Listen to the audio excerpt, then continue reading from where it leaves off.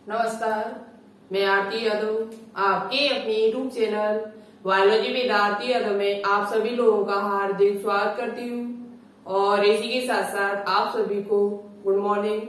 और जैसा कि आप सभी प्यारे प्यारे स्टूडेंट्स को मालूम है कि हमने आपसे 2-3 दिन पहले यानी कि 5 सितंबर को हमने आपसे कहा था कि हम आपके लिए जो थ्योरी क्लास है वो सोमवार, बुधवार और शुक्रवार इन 3 दिन लेकर आएंगे। ठीक है, क्योंकि डेली ये क्लास इसलिए नहीं आ पाएगी क्योंकि कंटेंट बनाने में टाइम लगता है और थ्योरी की वीडियो काफी टाइम लग जाता है वीडियो को एडिट करने में, कंटेंट बनाने में। तो ये वीडियो आपके लिए 3 दिन आएगी।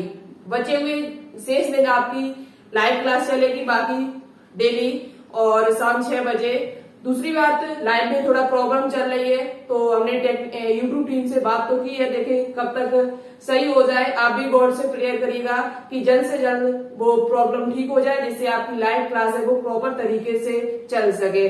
जब तक नहीं हो तब तक हम आपके लिए अपलोड क्लास लाएंगे और आपका टाइम बर्बाद नहीं ज्यादा करेंगे। ठीक है, तो बात करते हैं आज के टॉपिक पर। आज का टॉपिक हमारा है, आप पीछे से 3 पार्ट पढ़ते हुए चले आ रहे हैं न्यू बैच के चैप्टर नंबर 1 चल रहा है क्लास 12 बायोलॉजी का जीवों में जनन। जीवों में जनन में हमने आपको अलिंग जनन क्या होता है, अलिंग जनन के प्रकार में हमने आपको 5 प्रकार कंप्लीट करा दिए। 5 आपका विखंडन, पुनरुद्भवन और आपका खंडी भवन, इस प्रकार से 5 प्रकार उसके कंप्लीट करा दिए। आज लास्ट बचा हुआ है जो सबसे बड़ा टॉपिक है थोड़ा उन सबसे और सबसे महत्वपूर्ण भी है जो आपकी एनसीईआरटी बुक में भी बहुत ही अच्छी तरीके से दिया हुआ है। तो आज यहाँ पर हम बात करेंगे पौधों में कायक जनन। वीडियो को कंप्लीट जरूर देखिएगा, बहुत ही अच्छा कंटेंट आज हम आपके लिए लेकर आए, साथ ही साथ बहुत ही अच्छी तरीके से आपको समझ में भी आएगा एक एक पॉइंट। तो लगातार मेरे साथ देखते रहना और प्रत्येक पॉइंट को कॉपी पे नोट डाउन जरूर करना। ठीक है, तो चलिए बात करते हैं। और दूसरी बात, हमारे पैर में थोड़ा प्रॉब्लम है, हमने आपको बताया था कल कि पैर पे हमारी लकड़ी गिर पड़ी तो पैर थोड़ा दर्द भी कर रहा है, खड़े होने में दिक्कत है, लेकिन कोई दिक्कत नहीं। हमने आपसे वायदा किया था कि हम आपके लिए वीडियो लेकर आएंगे बुधवार को, तो हम आपके लिए बुधवार को वीडियो लेकर आए। ठीक है, आपने वायदा पूरा किया हमने अपना। तो बात करते हैं पौधों में कायक जनन किस प्रकार से होता है, वेजिटेटिव रिप्रोडक्शन ऑफ प्लांट्स। सबसे पहली बात है कि जो कायक जनन है वो अलिंगी जनन का एक प्रकार है। कायक जनन जो है वो अलिंगिक जनन का एक प्रकार है। हमने आपको बताया है पीछे कि अलिंगी जनन है वो कई प्रकार से होता है और अलिंगी जनन क्या होता है हमने आपको बता चुके, पीछे वाली वीडियो आप देखिएगा जो बच्चे न्यू जुड़े हुए हैं। यह एक अलिंगी जनन का प्रकार है। मात्र पौधे, अब बात करते हैं कि कायक जनन कहते किसे, कायक जनन कहते किसे। तो पहली बात हमने आपको बताया था कि कायक जनन जो होता है वो पौधों में पाया जाता है, ये जंतुओं में नहीं है, ये आपका जंतुओं में नहीं है, इस बात को ध्यान में रखना। पौधों में जो अलिंगी जनन है वो क्या कहलाता है, कायक जनन। पौधों में जो अलिंगी जनन का प्रकार है वो आपका क्या है, कायक जनन है और ये पौधों में ही केवल होता है। किसमें होता है, केवल पौधों में ही केवल होता है। ठीक है, तो पौधों में मात्र पौधे के, किसके, मात्र पौधे के कायक अंगों यानी वेजिटेटिव ऑर्गन द्वारा नए पादपों का बनना ही कायक जनन कहलाता है। मात्र पौधे के कायक अंगों के द्वारा, मात्र कोई पौधा है, कोई आपका कौन सा, जैसे आपकी पत्ती की बात कर लिया है, पत्तियों के द्वारा जनन होता है, हम आपको बताएंगे जड़ों के द्वारा, तनों के द्वारा। तो इसमें मात्र पौधा कोई है और मात्र पौधे से नए पादप की उत्पत्ति हो जाए। इस पौधे से कोई नया पौधा, इसकी पत्ती गिरने से या इसकी जड़ से या इसके तने से यदि नए पौधे का निर्माण हो रहा है तो उसे ही कायक जनन कहते हैं। क्या कहते हैं, कायक जनन, यानी उसकी शरीर से। कायक का मतलब क्या होता है, काया एक ही शब्द लग रहे हैं आपको, इनका मीन्स भी लगभग एक जैसा। काया मतलब शरीर, यानी पादप के बीज भाग को छोड़कर शेष अन्य किसी भाग से यदि नए पादप का निर्माण हो रहा है तो उसे ही कायक जनन कहते हैं। क्या कहते हैं उसे, कायक जनन। पौधे के किसी एक भाग से किसी अन्य भाग से, बीज भाग को छोड़कर, किस भाग को छोड़कर, बीज भाग को छोड़कर किसी अन्य भाग से यदि पादप का निर्माण हो रहा है नए पादप का तो उसे ही कायक जनन कहते हैं। कायिक जनन या कायिक प्रवर्धन कहलाता है। ये पॉइंट आपकी एनसीईआरटी बुक में दिया हुआ है, कायिक प्रवर्धन शब्द। वेजिटेटिव प्रोपेगेशन, वेजिटेटिव प्रोपेगेशन, कायिक जनन कह दो चाहे कायिक प्रवर्धन कह दो या कायिक प्रजनन कह दो, एक ही बात होती है, ठीक है।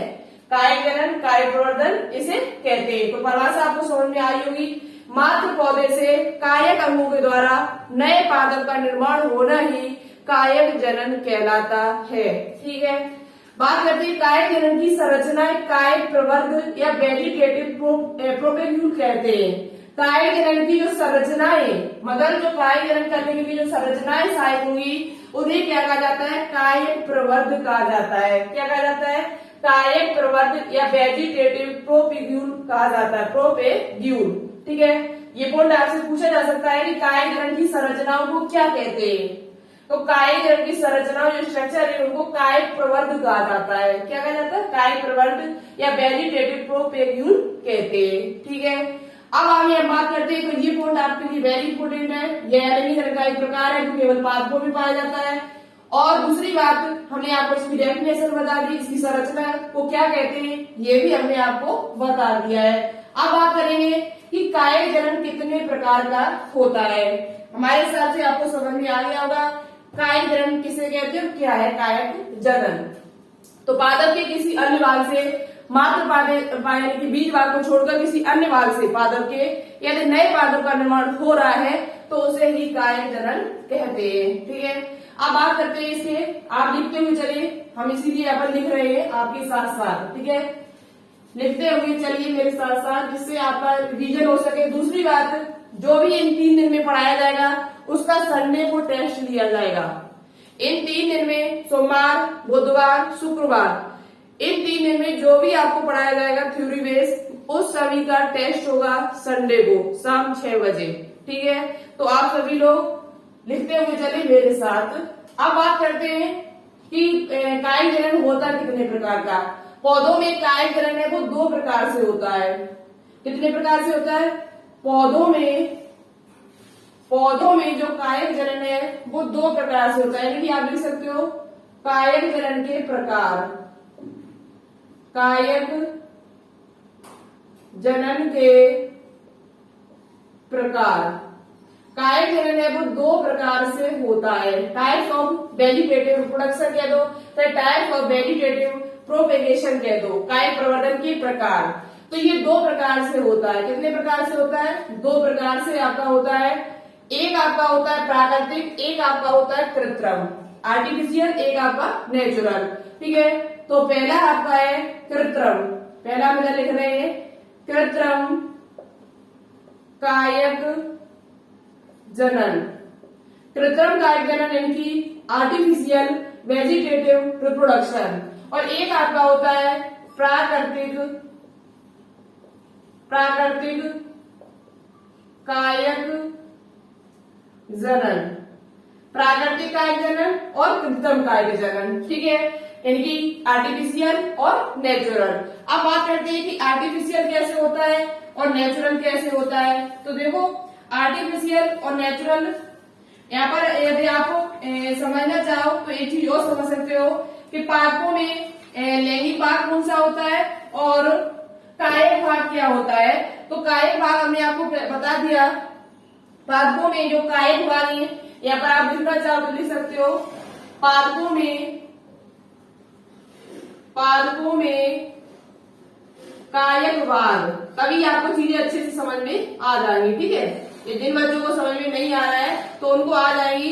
पादपों में जो कायिक भाग है वो आपका सबसे पहले तना एक कायिक भाग है। जड़ क्या हो जाएगा, जड़ के द्वारा पत्ती, तना, जड़, पत्ती, ये इसके कायिक भाग होते हैं। अब यहीं पे बात कर लिया लैंगिक भाग कौन सा होता है।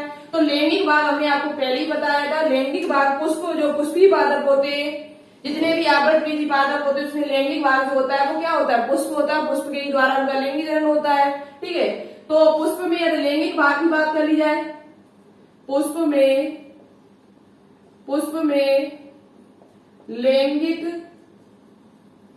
लैंगिक भाग, पुष्प में लैंगिक भाग जो होता है वो आपका पुष्प होता है। क्या होता है, सॉरी, पादप पादप में लैंगिक भाग क्या होता है? तो पादप में लैंगिक भाग जो होता है वो पुष्प होता है, पुष्पों के द्वारा जनन हो रहा है। पुष्पों के द्वारा मतलब बीज के द्वारा नए पादप का निर्माण तो लैंगिक जनन हो जाएगा। लेकिन यदि पादपों के कायिक भाग के द्वारा यदि जनन हो रहा है तो वो क्या है? अलैंगिक जनन है। तो तना, जड़, पत्ती, स्टेम, रूट, लीफ, ये इसके कायिक भाग है। कैसे भाग है ये? कायिक भाग। ठीक है, ये बात आपको समझ में आ रही होगी। तो जड़, तना, पत्ती। और लैंगिक भाग क्या होता है पुष्प में? तो वो पादप में तो आपका पुष्प यानी फ्लावर होता है। अब बात करते हैं हम यहीं पर कि कायिक प्रवर्धन। यहाँ पर कायिक प्रवर्धन, कृत्रिम कायिक प्रवर्धन क्या है? तो देखो, कृत्रिम कायिक प्रवर्धन के अंतर्गत, कायिक जनन के अंतर्गत हमारा क्या क्या आता है? तो आपने आपकी एनसीईआरटी बुक में दिया हुआ है। एक आपका है कलम लगाना। क्या है आपका? कलम लगाना। एक आपका है दाव लगाना। और एक आपका है तीसरा यहीं पर रोपण करना। क्या करना? रोपण करना। इनकी इंग्लिश भी हम आपको बता रहे हैं। रोपण को कहते हैं ग्राफ्टिंग करना। रोपण करना, जैसे आप लहसुन हो, प्याज है या धान है, इनका क्या करते हो? रोपण ही तो करते हो। पहले उसका पौधा तैयार करते हो, बीज डाल के, फिर उसका क्या करते हो? उसे निकाल के फिर दूसरी जगह काटते हो। तो ये क्या होता है? रोपण करना होता है। क्या होता है? रोपण करना यानी ग्राफ्टिंग करना। ग्राफ्टिंग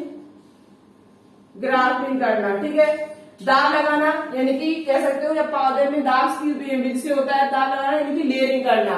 दाव कलम करना तो लेयरिंग करना। क्या करना? दाव कलम करना है यहाँ पर, लेयरिंग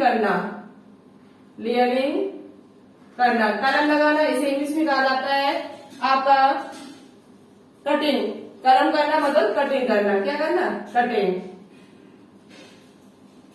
ठीक है। अब यहाँ पे जो उदाहरण हम आपको बता देते हैं वो आप लिख लीजिएगा। कलम लगाने में जो आपका उदाहरण है गन्ना, अंगूर, गुलाब, गुड़ैल और बोगेनविलिया, ये सब कलम लगा के भी किए जा सकते हैं। आपने देखा होगा कलम लगाने के उदाहरण यहाँ पर लिख दे रहे हैं। एक आपका गन्ना है। क्या है आपका? गन्ना है, अंगूर है आपका। ठीक है, गन्ना, अंगूर। उसके बाद आपका है, आपको दिख रहा होगा गुलाब है आपका। क्या है आपका? गुलाब है, गुलाब के बाद आपका गुड़हल है। गन्ना, अंगूर, गुलाब, गुड़हल और बोगेनविलिया, ये सभी आपके कलम लगाने से किए जा सकते हैं। कलम ले आओ, उनकी तना बाग ले आइए और कहीं दूसरी जगह पर गाड़ दीजिए, लगा दीजिए, तो उससे ही नए पादप का निर्माण हो जाता है। तो किससे? तने से भी। तो कलम लगा के भी हम गन्ना, अंगूर, गुलाब, गुड़हल, इनको कलम लगा के भी हम कर सकते हैं। दूसरी बात यहाँ पर है कि दाव कलम करना। यहाँ पर आप कलम शब्द भी लिख लीजिएगा ना, आप कंफ्यूज रहेंगे कि दाव लगाना, लेयरिंग करना क्या होता है। तो दाव कलम करना। दाव यानी कि आपने देखा होगा एक पौधे को काट के और दूसरे पौधे को काट उसे बांध दिया जाता है, रस्सी से बांध दिया जाता है। यानी कि किसी न किसी सहायता से, एक गम आता है उसकी सहायता से उसे बांध दिया जाता है बहुत ही अच्छी तरीका से। और क्या होता है, जो पुराना पादप होता है और जो पुराना पादप है उसी से उसका पोषण सब चलता रहता है और उसका वो भी बढ़ता रहता है। और जो पीछे वाला जो पादप है, पहले वाला पादप जहाँ लगाया हुआ है, उसे चिपकाया हुआ है, वो भी आपका सही बना रहता है। तो ये होता है दाव लगाना। क्या होता है? दाव कलम करना। ये होता किसमें है? तो ये आपका होता है रसबेरी और स्ट्रॉबेरी और अंगूर में। स्ट्रॉबेरी जो होती है, स्ट्रॉबेरी में और अंगूर में भी किया जा सकता है। किसमें? अंगूर में। ठीक है, तो आप सभी लोग लिख लीजिएगा। कृत्रिम कायिक जनन यानी मनुष्य के द्वारा जो जनन किया जाएगा वो 3 प्रकार से होता है: कलम लगाना, दाव कलम करना, रोपण करना। ये एनसीईआरटी बुक में दिया हुआ है तो आपके लिए इम्पोर्टेंट है। कलम लगाने में आपका गन्ना, अंगूर, गुलाब, गुड़हल, और दाव कलम लगाना में हमारा स्ट्रॉबेरी और अंगूर, ये सब आपके आ जाएंगे। और रोपण के उदाहरण आपके किताब में नहीं थे तो और आप दे सकते हो, कोई दिक्कत नहीं है, इम्पोर्टेंट ज्यादा है नहीं है। ठीक है, तो अब बात करते हैं हम प्राकृतिक कायिक जनन की। किसकी बात करते हैं? प्राकृतिक कायिक जनन की। ठीक है, आप नोट करते जाइए मेरे साथ साथ, और नहीं तो बाद में करें, पहले समझ लें। तो देखिए, अब बात करते हैं हम प्राकृतिक कायिक जनन के प्रकार।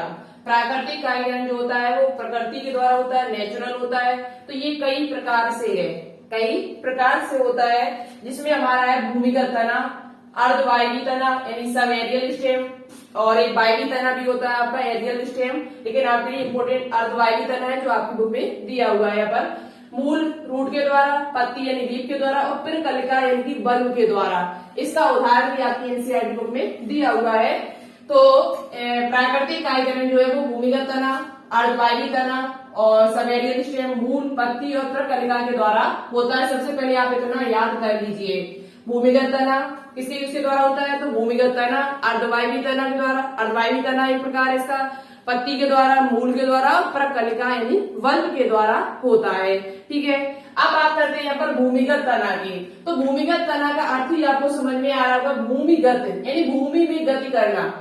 ये तना, वैसे तना पृथ्वी के ऊपर होते हैं, कहाँ होते हैं, पृथ्वी भूमि के ऊपर होते हैं, लेकिन कुछ तना आपके ऐसे होते हैं जो पृथ्वी के अंदर पाए जाते हैं। कहाँ पाए जाते हैं, पृथ्वी के अंदर उपस्थित होते हैं, और वो क्या करते हैं, तो उन तनों का कार्य है भोजन को संग्रह करना। क्या काम करना, भोजन का संग्रह करना। तो ये तने जो होते हैं आपके भूमिगत तने, जो आपके भूमिगत तने ये जो होते हैं वो पृथ्वी भूमि के अंदर होते हैं। पहली बात कहाँ होते हैं, भूमि के अंदर, तभी इनको कहा जाता है, तभी इनको क्या कहा जाता है, भूमिगत तना। ये भूमि के अंदर गति करते हैं, भूमि के अंदर पाए जाते हैं। इनका काम क्या होता है, तो इनका काम है भोजन को संग्रह करना। क्या करना, भोजन का संग्रह, भोजन का संग्रह करना। पहला, दूसरा पॉइंट, भूमि के अंदर होते हैं, भोजन का संग्रह करते हैं। और ये जो आपके हैं वो 4 प्रकार के होते हैं। कितने प्रकार के, 4 प्रकार के, कंद, प्रकंद, सरकंद, घनकंद। कंद यानी ट्यूबर, राइजोम, बल्ब, कॉर्न, ये कितने प्रकार के होते हैं, तो ये आपके जो होते हैं वो 4 प्रकार के होते हैं। अब यहाँ पर आपके लिए इम्पोर्टेंट क्या है, तो आपके लिए सबसे ज्यादा इम्पोर्टेंट है इनके उदाहरण को याद करना। सबसे ज्यादा जो आपके लिए इम्पोर्टेंट है वो क्या है, इनके उदाहरण को याद करना। और ये तने का मुख्य भाग जो होता है वो भूमि के अंदर वृद्धि करता है। तना का जो मेन भाग होता है वो क्या करता है, इसका तने का जो मेन भाग है ये भूमि के अंदर वृद्धि करेगा। किसके अंदर वृद्धि करता है, भूमि के अंदर। और ये भोजन को संग्रह करने में सहायक होते हैं, भोजन को संग्रह करने में सहायक होते हैं, इसलिए इनको कहा जाता है भूमिगत तना। ठीक है, इतनी बात आपको समझ में आ गई होगी। अब बात करते हैं कंद, प्रकंद, सरकंद, घनकंद की। तो कंद क्या है, कंद में हम आपका देखो सबसे इम्पोर्टेंट जो आपके लिए उदाहरण है, तो उदाहरण आपको याद होनी चाहिए। सेम चीज आपको याद नहीं होती तो कोई बात नहीं है। कंद जिसका उदाहरण आपका एकमात्र है आलू। क्या उदाहरण है, आलू। आलू जो होता है वो कंद का उदाहरण है। आलू में आपने देखा होगा कि उसमें जड़ नहीं है, वो उसका जो तना होता है, जो उसका तना होता है वो अंदर वृद्धि करके और भोजन को संग्रह करने के बाद उसमें कुछ सूजन यानी कि थोड़ा तना को फुला हुआ आता है, फूल जाता है। फूलने के बाद वो भोजन को संग्रह करने लगता है, जिससे हमारे क्या बन जाते हैं, आलू का निर्माण हो जाता है। क्या हो जाता है, आलू। तो तने से ही आलू बन रहा है। किससे बन रहा है, तने से। ठीक है, तो यहाँ पर कंद यानी कि आलू। और आलू में आपको कुछ चीजें याद करनी, जैसे कंद में आलू आता है। इस पर क्या होता है, एक कच्छस्थ कलिका पाई जाती है, इस पर आंख मिलती है। आलू जो आपको उदाहरण हम यहाँ पर लिख लेंगे, यहाँ पर उदाहरण आपको फोटो लगा देंगे, फिर एक बार भेजी थी। आलू जो होता है उसमें आंख पाई जाती है। क्या पाई जाती है, आंख पाई जाती है। और उन आंखों में कच्छस्थ कलिकाएं निकलती है। क्या निकलती है, कच्छस्थ कलिकाएं। उन आलू से क्या निकलती है, कच्छस्थ कलिकाएं निकलती, एक्जेलरी बर्ड्स, एक्जेलरी बर्ड्स निकलती है, जिनकी सहायता से नए पादप का निर्माण हो जाता है। तो पादप से किसे हुआ, तना, आलू तना से बना, तना से आंखें निकली, आंखों से क्या बना, कच्छस्थ कलिकाएं, और कच्छस्थ कलिकाओं से ही नए पादप का निर्माण हो जाता है। तो आलू में क्या पाई जाती है, आंख यानी आई पाई जाती है। आप यहाँ देख सकते हो, नहीं तो इस चित्र से भी देख सकते हो। ठीक है, और आलू में क्या पाई जाती है, कच्छस्थ कलिकाएं पाई जाती है, और इनकी सहायता से नए पादप का निर्माण हो जाता है। कच्छस्थ कलिका अनुकूल समय में अंकुरित होकर नए पौधे बना लेती है। आलू में पर्व संधियां नहीं होती है। आपने कभी आलू में ऐसी करके लकीरें देखी क्या, कुछ देखा, नहीं देखा। तो आलू में पर्व संधियां नहीं होती है। ये पॉइंट आपके लिए इम्पोर्टेंट है, आप लिख सकते हो कि आलू में पर्व संधियां यानी कि नोट्स जो होती है वो आपकी नहीं पाई जाती, अभाव होता है इनका, ठीक है, नहीं पाई जाती है। आलू में पर्व संधियां जो होती है वो आपकी नहीं पाई जाती है। ये पॉइंट आपके लिए इम्पोर्टेंट है, आपसे पूछा जाए क्या कंद में पर्व संधियां पाई जाती है, तो आप याद कर लो कि पर्व में कंद में पर्व संधियां नोट्स जो होती है वो आपकी नहीं पाई जाती। आपने कभी देखा है आलू में कुछ लकीरें कुछ देखा है? नहीं देखा है, केवल आंख देखी उसकी, कुछ आंख इसी निकल, और उसके बाद उन आंखों में कच्चा कलिकाएं निकलती हैं, कलिकाओं से ही नए पादप का निर्माण हो जाता है, नए पादप का निर्माण हो जाता है। तो ये था आपका कंद का उदाहरण, जिसका उदाहरण क्या है? आलू, ठीक है। अब हम बात करते हैं प्रकंद की। किसकी बात करते हैं? अब हम बात करते हैं यहाँ पर प्रकंद की, ठीक है। ये भूमि के अंदर होता है, इस बात को आप समझ चुके होंगे। इनमें पर्व संधियां नहीं पाई जाती। इसका उदाहरण क्या है? आलू। इसका उदाहरण जो आपका है वो क्या है? आलू है, ठीक है, आलू। अब बात करते हैं प्रकंद में क्या आता है। तो प्रकंद में हमारे आती है अदरक और हल्दी। यहीं पर सलकंद की बात कर लो तो सलकंद में आता हमारा प्याज और लहसुन। यहां लिख देते प्याज और लहसुन। और यहीं पर घनकंद की बात कर लेते हैं तो घनकंद में आपकी आती है अरबी यानी घुइया, ठीक है। जिमीकंद इसी में आ जाता, ये अरबी घुइया ये इसी में आते हैं। तो आपको याद करना है सिर्फ यहाँ पर उदाहरण, भी 2-3 उदाहरण आपके लिए इम्पोर्टेंट है जो आपसे पूछे जाते हैं। अब बात करते हैं प्रकंद की। प्रकंद में क्या होता है? यह भूमिगत तना मृदा के भीतर क्षैतिज गति करता है, क्षैतिज यानी हॉरिजॉन्टल वृद्धि करता है। जो आपका प्रकंद होता है, यहाँ पर समझ लीजिएगा, प्रकंद जो आपका होता है ये भूमि के अंदर कैसे गति करता है? क्षैतिज यानी हॉरिजॉन्टल, क्षैतिज वृद्धि करता है, क्षैतिज वृद्धि करता है। आपने अदरक देखी होगी कुछ इस प्रकार से बन रही नहीं रही, लेकिन यहाँ पर इस प्रकार से आपने अदरक देखी होगी। तो वह क्षैतिज वृद्धि करती है। कैसी? इस प्रकार से क्षैतिज वृद्धि करती है। दूसरी बात, अदरक जो होती है उसमें आपकी अपस्थानिक कलिकाएं होती हैं। क्या पाई जाती है? अपस्थानिक कलिकाएं होती है, अपस्थानिक जड़ें पाई जाती है, एडवेंटियस रूट्स पाई जाती है। और दूसरी बात, इनमें पर्व और पर्व संधियां भी होती है, पर्व और पर्व संधियां भी होती है, ठीक है। पर्व और पर्व संधियां भी इनमें पाई जाती है। पादप में गन्ना जैसे आपने देखा है, तो गन्ने में आपने इस प्रकार से देखा कि नहीं देखा? तो ये इसका क्या होता है? ये इसका पर्व होता है और ये उसकी पर्व संधि है, ठीक है। ये क्या उसके पर्व और ये पर्व संधि है। तो इनमें क्या होता है? पर्व और पर्व संधियां पाई जाती है। किसमें? प्रकंद में, जबकि आलू में ऐसा नहीं था। तो ये क्षैतिज वृद्धि करता है। इनमें पर्व और पर्व संधियां नोड और इंटरनोड्स पाई जाती है, ठीक है। इतनी बात आपको समझ में आ गई होगी। और इनमें पर्व यानी कि इंटरनोड और पर्व संधियां जिसे कहा जाता है नोड्स। पर्व को कहा जाता है इंटरनोड और पर्व संधियों को कहा जाता है नोड्स पाए जाते हैं। इन पर अपस्थानिक कलिकाएं भी पाई जाती है। इन पर क्या होती है? अपस्थानिक कलिकाएं भी पाई जाती है। जो प्रकंद होता है इनमें अपस्थानिक कलिकाएं भी पाई जाती है, ठीक है। क्या पाई जाती है? अपस्थानिक कलिकाएं। तो ये पॉइंट आप याद कर लेना, ठीक है। अपस्थानिक कलिकाएं, अपस्थानिक कलिकाएं भी इनमें पाई जाती है। तो प्रकंद का उदाहरण क्या हो गया? अदरक और हल्दी। यही बात करनी है सलकंद की। तो सलकंद का उदाहरण है प्याज और लहसुन। प्याज और लहसुन जो है वो सलकंद के अंतर्गत आता है। आपने प्याज में सलके देखी होगी, क्या देखी होगी? सलके सी देखी थी, नहीं देखी? ऐसे उसमें कुछ सलके सी निकल आती है, जिनकी सहायता से आप वही खाते हो। क्या खाते हैं? सलके। इस प्रकार से आपने प्याज में देखी होगी ऐसे। तो ये क्या है? उसकी सलके जो आप खाते हो, ठीक है। तो उसके बाद आपने सलकंद में प्याज, जिसका वैज्ञानिक नाम है एलियम सीपा, ठीक है, लहसुन है, रजनीगंधा है, ये सब इसी के उदाहरण है। एक उदाहरण और इसका याद कर सकते हो, रजनीगंधा। क्या है इसका उदाहरण? रजनीगंधा, ठीक है। प्याज, लहसुन, रजनीगंधा ये इसी उदाहरण है सलकंद के। प्याज, लहसुन और रजनीगंधा। प्याज का जो वैज्ञानिक नाम है वो आपका होता है एलियम सीफा। क्या होता है? Allium cepa. आपको पहले से पता है, ठीक है। तो इतनी बात आपको समझ में आ गई होगी हमारे हिसाब से कि कंद क्या होता है, प्रकंद क्या होता है, सलकंद। सलकंद में आपको उदाहरण याद करने और कुछ नहीं याद। अब बात करते हैं यहाँ पर आगे। देखो आगे बात करते हैं। आगे आपको क्या करना है? यहाँ पर प्याज और लहसुन। घनकंद के उदाहरण हमने आपको बता दिए। घनकंद में आपकी क्या आती है? अरबी। इसमें पर्व संधियों पर कलिकाएं पाई जाती है और इसमें उदाहरण आपका है घनकंद में प्याज और लहसुन, और घनकंद में भी अपस्थानिक कलिकाएं पाई जाती है। इसमें भी अपस्थानिक, हम आपको फिगर यहां पर दिखा देंगे, ठीक है। अपस्थानिक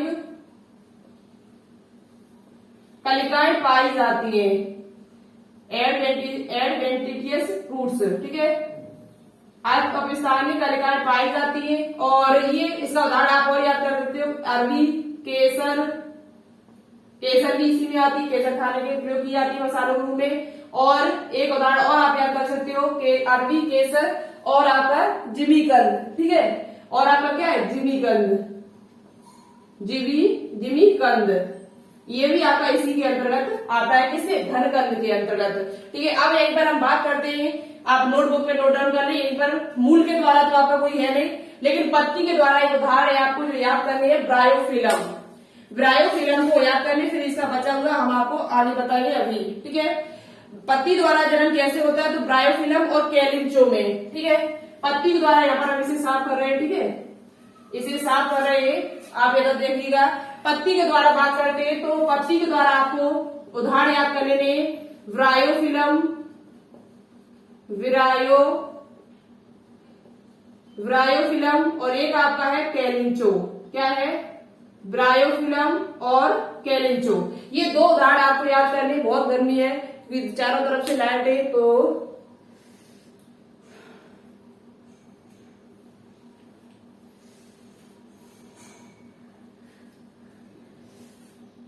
देखिए, पत्ती के द्वारा ब्रायोफिलम और कैलिंचो, ये दो होते हैं, इनमें पत्ती के द्वारा जनन होता है। किसके द्वारा जनन होता है, जनन पत्तियों के द्वारा। कैसे, देखो, आपने इसकी ब्रायोफिलम की पत्ती देखी होगी, ब्रायोफिलम की पत्ती में आपने अपस्थानिक कलिकाएं देखी होगी। क्या देखी होगी, अपस्थानिक कलिकाएं।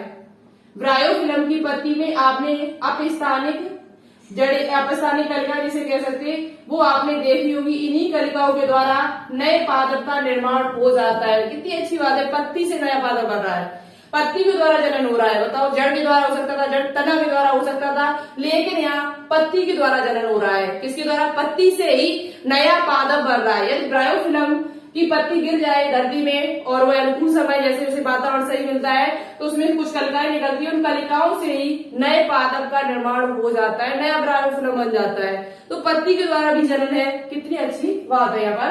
तो पत्ती यानी ब्रायोफिलम, इसके उदाहरण आपको याद कर लेने, ब्रायोफिलम और कैलिंचो, ये किसका उदाहरण है, पत्ती के द्वारा। पत्ती के द्वारा जो कायिक जनन होता है वो ब्रायोफिलम में होता है और कैलिंचो में होता है, ठीक है। इतना आपको याद कर लेना है। और पत्तियों के किनारे पर अपस्थानिक कलिकाएं बनती, जिससे छोटे छोटे पौधे विकसित हो जाते हैं। अब यहीं पर हम बात करते हैं प्रकलिका की। प्रकलिका में क्या होता है, प्रकलिका पत्ती के अक्ष से निकलता है। जो प्रकलिकाएं होती है वो पत्ती के, प्रकलिका जो बल्ब होती है ये पत्ती के अक्ष से निकलती है। प्रकलिका जो होती है वो कहां से निकलती है, यहाँ पर हम लिखे दे रहे हैं, प्रकलिका जो होती है वो पत्ती के अक्ष से निकलती है, अक्ष से, एक्सिस से, पत्ती के अक्ष से निकलती है। जो ये प्रकलिका होती है वो पत्ती जो होती है, पत्ती के उसके अक्ष से ही आपकी निकल आएगी, ठीक है। पत्ती के अक्ष से ही ये निकलती है, जिसे हम प्रकलिका कहते हैं, बल्ब कहते हैं। उदाहरण आपके लिए इम्पोर्टेंट है, तो आप याद कर लीजिएगा। उदाहरण आपका है प्रकलिका का, उदाहरण जो आपका है प्रकलिका का वो क्या क्या है, तो एक आपने पादप का नाम सुना होगा, हम यहाँ साफ कर रहे थे, हम सोच रहे हैं ये सब चीज एक साथ हो जाए, फिर एक आपका बचेगा, पत्ती के अक्ष से निकलती है, ठीक है। तो इसमें उदाहरण आपको याद करने हैं, प्रकलिका का उदाहरण क्या क्या है। तो प्रकलिका में हमारा एक उदाहरण आता है एगेव, ये उदाहरण आपकी किताब में दिया हुआ है एनसीईआरटी में, एगेव है। और एगेव के साथ साथ एक उदाहरण और याद कर लीजिएगा, जैसे आपका है गिलोवा बल्बीफेरा, गिलोवा बल्बीफेरा, गिलोवा बल्बीफेरा। पर आपको अगेव याद करना है कि ये आपके दिया हुआ है, अगेव को आप याद कर लीजिए इसे, ठीक है। गिलोवा बल्बीफेरा याद कर सकते हो, अगेव याद कर सकते हो। और इसके बाद एक और है डायोस्पोरिया बल्बीफेरा, डायोस्पोरिया बल्बीफेरा है आपका, बिलियम बल्बीफेरा है। ये सब आपके प्रकलिका के द्वारा उत्पन्न होते हैं। अगेव, गिलोवा बल्बीफेरा, डायोस्पोरिया डायोस्कोरिया बल्बिफेरा है आपका। तो ये सब किसके उदाहरण है? प्रकलिका के उदाहरण है। किसके उदाहरण है? प्रकलिका के। ठीक है, प्रकलिका के ये उदाहरण है। अब आपका बचा केवल अर्धवायवी तना। हाँ, इसमें मूल के द्वारा किसमें होता है? मूल और याद कर लीजिएगा, मूल के द्वारा किस किस में पाया जाता है? तो मूल के द्वारा जो आपका जनन होता है वो एक तो आता है जैसे शकरकंद है, शकरकंद जो होती है उसमें मूल के द्वारा ही होता है। किसके द्वारा होता है? मूल के द्वारा। शकरकंद जो आपकी होती है उसमें किसके द्वारा होता है? मूल के द्वारा होता है जनन। शकरकंद, शकरकंद, शकरकंद है आपका। गाजर है, क्या है? गाजर है। और आपके शकरकंद, गाजर, इनमें जो आपका जनन है, इनका जो भोजन संग्रह होता है वो आपका मूल के द्वारा होता है। किसके द्वारा होता है? मूल यानी कि रूट के द्वारा। ठीक है, तो ये आपको उदाहरण यहाँ पर देखो, मेन काम है यहाँ पर उदाहरण याद करना। जितने ज्यादा आप उदाहरण याद कर सकते हो उतने कर लीजिएगा। यहाँ पर उदाहरण ही आपसे पूछे जाते हैं और आपसे कुछ नहीं पूछा जाएगा। और कुछ पॉइंट जो हमने यहाँ पर बताया मेन वो पॉइंट याद करने में, जैसे प्रकलिका का है। प्रकलिका कहाँ से निकलती है? तो पत्ती के अक्ष से निकलती है। पत्तियों के द्वारा किसमें होता है? तो ब्रायोफिलम कैलिंचो में होता है। पत्ती ब्रायोफिलम से क्या निकलता है ऐसा जिसके द्वारा नए पादप बन जाता है? तो ब्रायोफिलम से अपस्थानी कलिकाएं निकलती है। उसकी पत्ती से अपस्थानी कलिकाएं निकलती है, जिसकी वजह से अपस्थानी कलिकाएं ही नए पादप का निर्माण कर देती हैं। ठीक है, तो ब्रायोफिलम और कैलिंचो। उसके बाद मूल के द्वारा किसमें होता है? तो शकरकंद, गाजर। पूछा भी जाता है कि शकरकंद क्या है? तो शकरकंद एक प्रकार की जड़ है। शकरकंद एक प्रकार की क्या है? गाजर है। गाजर के साथ एक याद कर सकते हो मूली, मूली भी है इसका। ठीक है, गाजर, मूली, शकरकंद ये सब मूल में आते हैं। किसमें आते हैं? मूल यानी कि जड़ के उदाहरण है। ठीक है, अब बचा आपका भूमिगत तना में आपको बता दिया कंद, प्रकंद, सरकंद, घनकंद और ये आपका। तो प्रकंद में आलू, प्रकंद में अदरक और हल्दी, सरकंद में प्याज और लहसुन और घनकंद में आपका अरबी और जिमीकंद, केसर, ये सब इसी में आते हैं। कौन कौन से थे? अरबी, केसर और जिमीकंद, ये सब आपके इसी के अंतर्गत आते हैं, घनकंद के अंतर्गत। ठीक है, इनमें भी अपस्थानी कलिकाएं होती हैं और इनमें भी अपस्थानी कलिकाएं पाई जाती हैं। अब बात करेंगे बचा हुआ आपका कौन सा? अर्धवायवी तना, सब एरियल स्टेम। ठीक है, इतना आप स्क्रीनशॉट ले लीजिएगा और नहीं तो लिख लीजिए कहीं पर। लास्ट बचा हुआ आपका, इसके बाद नहीं है। पादप का एक चरण जो अलिंगी चरण है वो आपका फिनिश हो जाएगा आज। ठीक है, तो हम करते हैं इसे अर्धवायवी तना फिनिश कर देंगे आज हम आपका पूरा कार्यक्रम, क्योंकि बहुत ही अच्छा टॉपिक है और बड़ा भी थोड़ा था। तो एक पूरी वीडियो में हमने इसीलिए इसे लिया है क्योंकि आपके अच्छी तरीके से समझ में आ रहा है। यही इंपोर्टेंट है, यहाँ से क्वेश्चन एग्जाम में बनते भी है। ठीक है, तो अर्धवायवी तना, अर्धवायवी तना का मतलब है कि आधा भाग पृथ्वी में, भूमि में होगा इसका। कहाँ होगा? भूमि में। और आधा भाग कहाँ होगा इसका? जल में होगा। कहाँ होगा? जल में, हवा में, वायु में। ठीक है, आधा भाग हवा में होगा, वायु में होगा, वायवीय। आधा भाग वायु में, आधा भाग भूमि में होता है।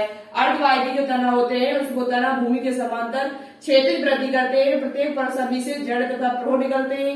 और इसका अर्धवायवी जो तना होते हैं वो आपके अर्धवायवी तना कहाँ पर पाए जाते हैं? तो आपको पता होना चाहिए। अर्धवायवी तना आधा भाग ऊपर आधा भाग नीचे होता है। ठीक है, सब एरियल स्टेम। दूसरी बात, सब एरियल स्टेम की आपको उदाहरण प्रकार याद कर लेने जो इम्पोर्टेंट है आपके लिए। अर्धवायवी तना जो होता है वो 4 प्रकार से होता है। एक आपका आधा भाग वायु में, आधा भाग भूमि के अंदर, तो ये होता है अर्धवायवी तना, सब एरियल स्टेम। ये 4 प्रकार के होते हैं, ऊपरी भूस्तरी, भूस्तरी, अंता भूस्तरी और भूस्तरिका। तो सबसे पहले पीछे समझते हैं। भूस्तरिका जो है ये तना है, ये हमेशा जो पादप जल में पाए जाते हैं, जल में पाए जाने वाले, जल में पाए जाने वाले पादपों में पाया जाता है केवल। जो भूस्तरिका है ऑफसेट, पानी में जाके आप अपसेट हो जाते कि नहीं हो जाते हो? तो ऐसे याद कर सकते हो। जो अपसेट है वो उसमें उदाहरण क्या क्या है? तो जलकुंभी और पिस्टिया, जलकुंभी और पिस्टिया यानी वाटर हाइसिंथ। वाटर हाइसिंथ के बारे में आपके एनसीईआरटी बुक में दिया हुआ है। वाटर हाइसिंथ जिसे इसका वैज्ञानिक नाम होता है आइकॉर्निया क्रेसिपस। वाटर हाइसिंथ यानी कि जल, इसका वैज्ञानिक नाम आप लिख लीजिएगा आइकॉर्निया क्रेसिपस। क्या होता है? आइकॉर्निया क्रेसिपस, ये इसका वैज्ञानिक नाम होता है। और जलकुंभी को कई नामों से जाना जाता है, जैसे इसे कहा जाता है बंगाल का आतंक। क्या कहा जाता है?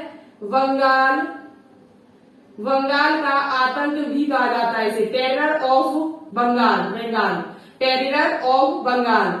ठीक है, इसे बंगाल का आतंक क्यों कहा जाता है? तो ये पहली बात, इसके जो पुष्प होते हैं बहुत ही अच्छे लगते देखने में। और इसे बंगाल में क्या हुआ था, बंगाल में जब ये हो गया तो बहुत इनकी जितना भी पानी था वहां पर, जो भी तालाब जो भी थे, झील झरने झील, वो सभी इसी से जग गए थे। वो इसके पूरा बंगाल में ही फैल गया। तो वहां पर जो भी पानी में ऑक्सीजन थी उसको इसने सोख लिया, मछलियां जो भी थी वो भी वो मर गई थी। इसका जो फूल होता है वो बहुत ही सुंदर लगता है। यानी बंगाल में तबाही मचा दी इसने।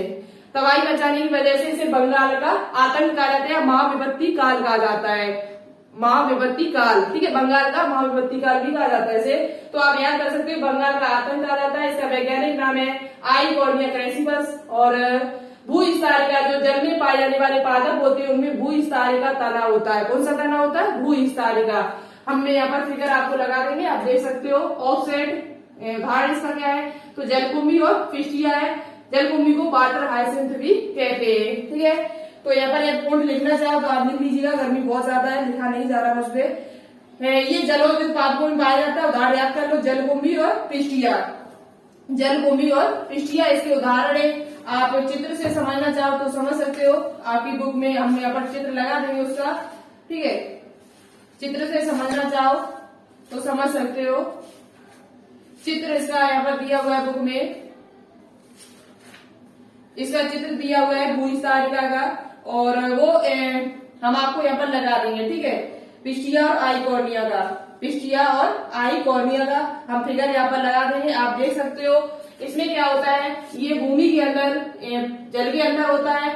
तो इसमें जो तना होते हैं, जो इसके तना होता है, उस तने से ही आपका क्या होता है, नया तना निकलेगा, उससे फिर दूसरा तीसरा इस प्रकार से निकलते रहते हैं। ठीक है, तो ये पहली बात तो जल के अंदर है। किसके अंदर है? जल के अंदर, जल में पाया जाता है।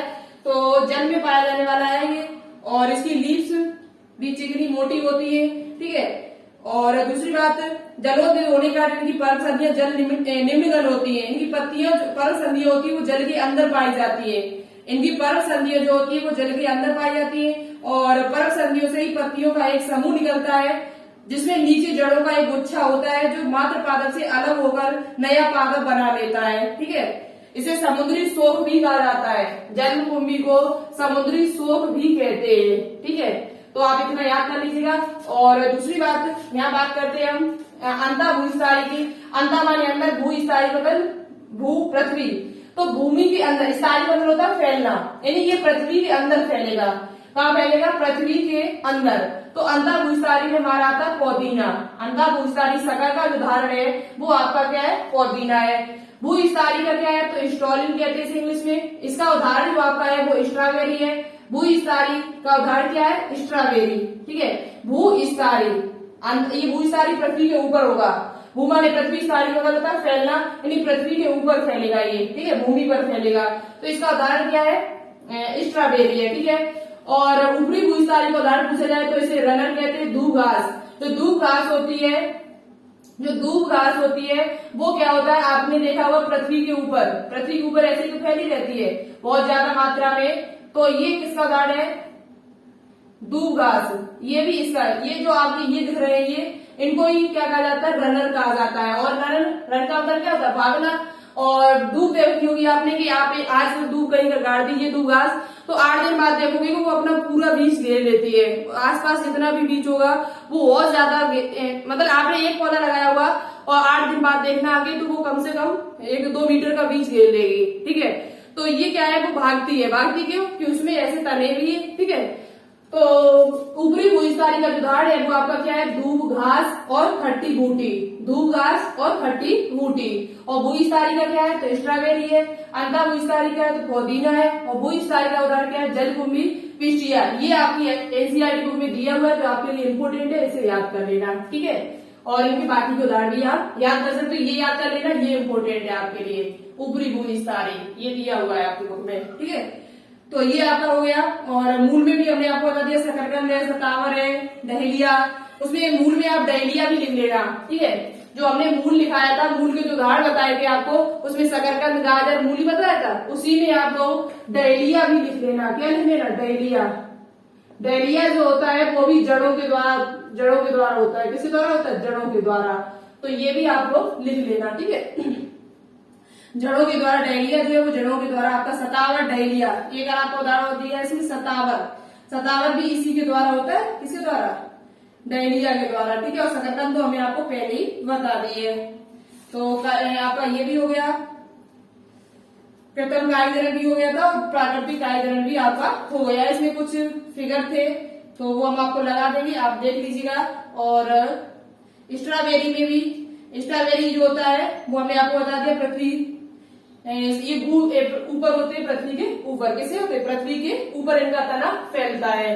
तो हमारे हिसाब से आपको समझ में आ गया हो। थोड़ा मैंने जल्दी किया है, खड़ा नहीं हुआ जा रहा मुझसे, लेकिन आपको उदाहरण याद करने कोई दिक्कत हो तो मुझे बता देना। हम यदि आप चाहते हो कि इन्हें थोड़ा विस्तार से समझा दो तो हम आगे वीडियो में आपको समझा देंगे, ठीक है। तो चलिए आज के लिए इतना ही रखते हैं, मिलते फिर नेक्स्ट वीडियो में। और शुक्रवार को आपकी थ्योरी क्लास फिर होगी, आप देखने के लिए तैयार रहें। Thank you so much. जय हिंद, जय भारत।